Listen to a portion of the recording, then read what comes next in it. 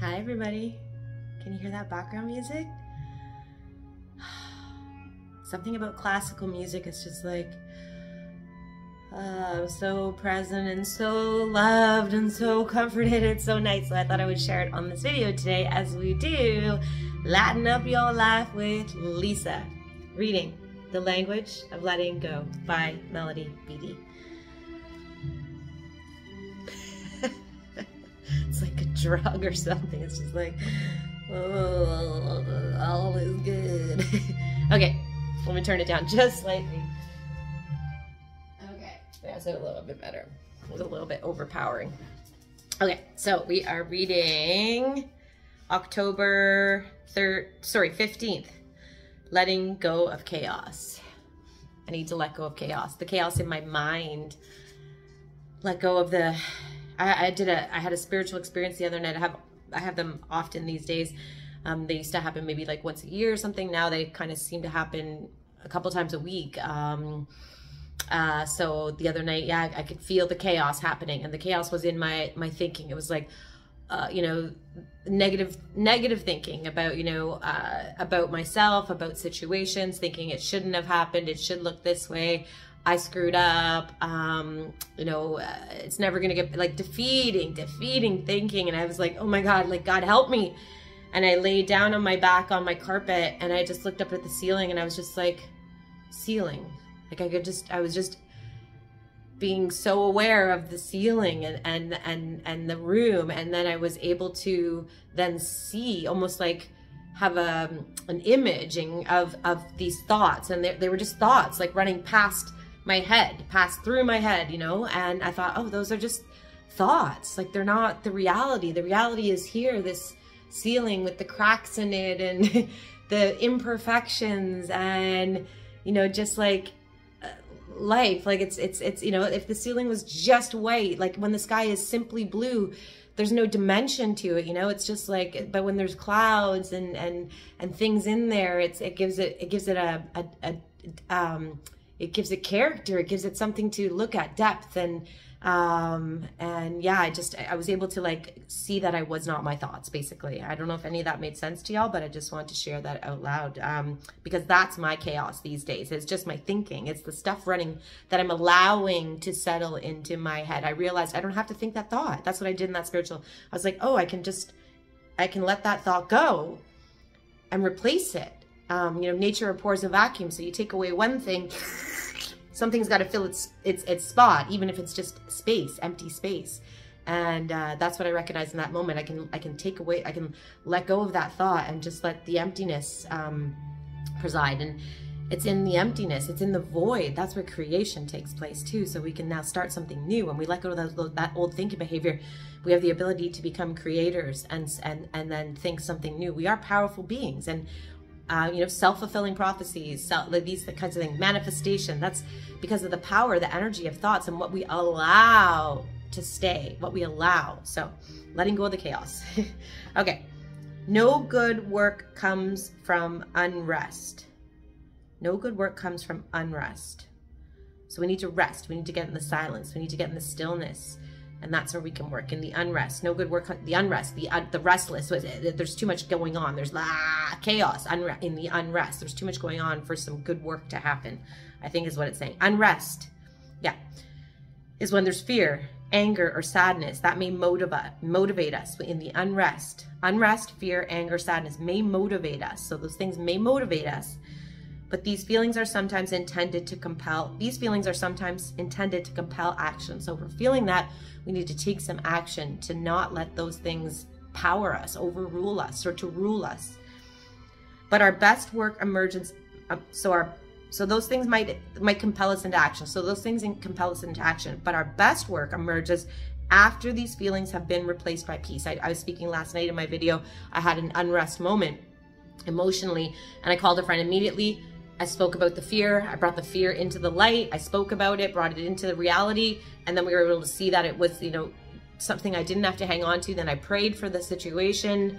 And then I had some stillness in my mind. I was able to let go. And then interestingly enough, a friend called later on and we were able to actually laugh at the situation, laugh at it. where hours ago it was going to like take me down if I didn't, you know, take the action I needed. But it was when that stuff was gone, when the fear was gone, when the unrest was gone out of my being, that I was able to see more clearly. So those things can compel action, but our best work emerges after those feelings have been replaced by peace. That's exactly what happened to me last night. We will not accomplish our task any sooner or any better by performing it out of a sense of urgency, fear, anger, or sadness. I totally was in a sense of urgency most of my life until recovery.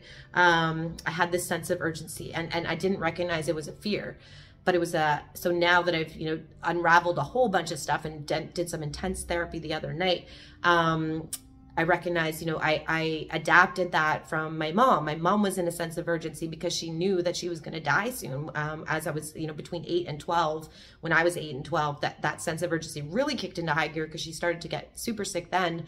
And the end was coming, and she went into sense of urgency. Oh, make memories, take lots of pictures, put on a happy face, make lots of happy moments.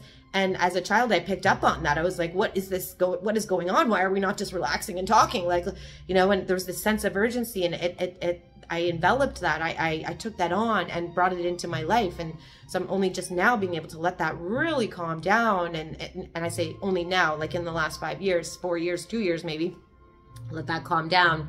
Maybe even just yesterday and today and this past week, really let that calm down and get that sense of urgency out of me, because taking action through that has never served me, because it's based on fear, anger, and sadness. So we will not accomplish our task any sooner or any better by performing it out of a sense of urgency, fear, anger, or sadness. If the plane is going down, make sure you stay calm, because you're not going to think rationally. Let go of unrest. Let peace fill the void.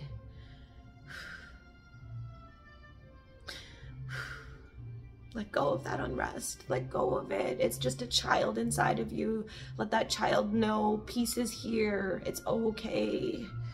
I'm getting emotional because I have compassion for like how hard it is to live life in those kinds of things, in that sense of urgency, in that fear. It's hard. It makes life hard, and we don't need to do that. We're doing it to ourselves. We're our own worst enemies, our minds.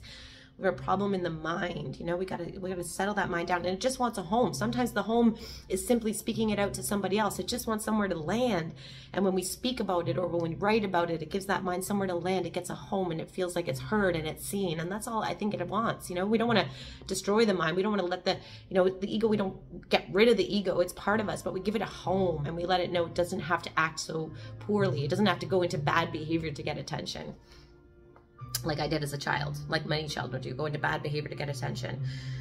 Okay, so let go of unrest. Let peace fill the void. We do not have to forfeit our power, our God-given personal power, or our peace to do the work as we are called upon to do today. We will be given all the power we need to do what we are meant to do when it is time. Let yourself know it will come in time. Trust the process. Let peace come first. First, bring in the peace, and then the solutions will come. It's not going to come out of the sense of urgency, fear, and angers, and all those other things we just talked about. So let the peace come first, then proceed. The task will get done naturally and on time. Here's your prayer for today. Today, I will get peaceful first, and let my work and life emerge from that. Let your life and the work, the internal work, emerge from that. The work of evolution, the work of learning of the self, the work of giving the self a home, the work of taking care of your little parts that get activated when we're under stress. These parts of us get activated, these fearful parts. They're all parts of you. Bring them all home to this divine knowing that all is good and all is okay. One more time for that prayer. Today, today I will get peaceful first, and let my work and life emerge from that base or that foundation. Amen. Thanks for watching. Love you all. Have an amazing day. Loving yourself, giving yourself a home to rest in that is full of peace and love. I pray for you all that you have health, wellness, and happiness in your life, and that joy and peace fill your heart. Love you all. Please hit subscribe. Give me a thumbs up. Let me know that I'm not alone on this journey, and that things that I'm doing and saying are helping you all too. I love you. Thank you. Namaste.